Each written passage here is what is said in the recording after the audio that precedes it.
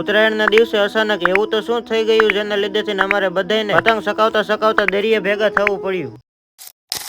ઉત્તરાયણના દિવસે સવારે ઉભા થઈને જોયું તો વાડીએ એક પણ પતંગ શકતી ન હતી। વાડીએ પતંગ શકે કે ન શકે, ગામમાં તો શકશે એને ધ્યાનમાં રાખીને અમે તેણે ગાડી લઈને પતંગો બધી હારે લઈ લીધી, નીકળી જા ગામમાં જવા માટે। થોડી વારમાં ગામમાં પૂગી જાય ને ગામમાં પૂગ્યા પછી ખબર પડી કે હાસી ઉત્તરાયણ તો ગામમાં જ દેખાય છે। બધા ગામમાં પતંગ ચકાવે છે ને આપણે પણ પતંગો વધારે રાખેલી તો શા માટે ના ચકાવીએ। પતંગ ચકાવતા બહુ આવડતું તો નહીં, પણ ટીસ્કી મારી મારીને પતંગ ચડાવી દીધી। પતંગ આકાશમાં ચડાવી દીધી, પરંતુ મેં કોઈ પણ ની પતંગ ન કાપી, પેલા મારી પતંગ કાપી નાખી। એક ભાઈબંધ બેચારો માંડ કરીને કાંગલા બાંધે તો એની પતંગ બીજો ભાઈબંધ ચકાઈ નાખે। પતંગ ચકાવવામાં મને તો ખાસ એટલો બધો કઈ ઇન્ટરેસ્ટ છે નહીં, પણ મારો આ જે ભાઈબંધ છે ને તેને તમે જેટલી પતંગ કાંગીસે બાંધીને આપો ને બધી ચકાઈ નાખે। ઘણી બધી વાર પતંગ ચકાવ્યા પછી દુકાને બધા ભાઈબંધો ભેગા થઈ ગયા, થોડી ઘણી પતંગો વધી એ બધી દુકાનમાં મૂકી દીધી ને ડાયરેક્ટ પૂગી જાય બધા દરિયા કિનારે। દરિયા કિનારે બધા શા માટે આવ્યા એવું તમને પાર્ટ 2 માં જણાવ, અને પાર્ટ 2 માં મોટી પતંગ ચકાવી એ પણ 7 ફિરકીના દોરા બાંધી, તો એ જોવાનું ભૂલાય ન જાય એના માટે ફોલો કરતા જાજો।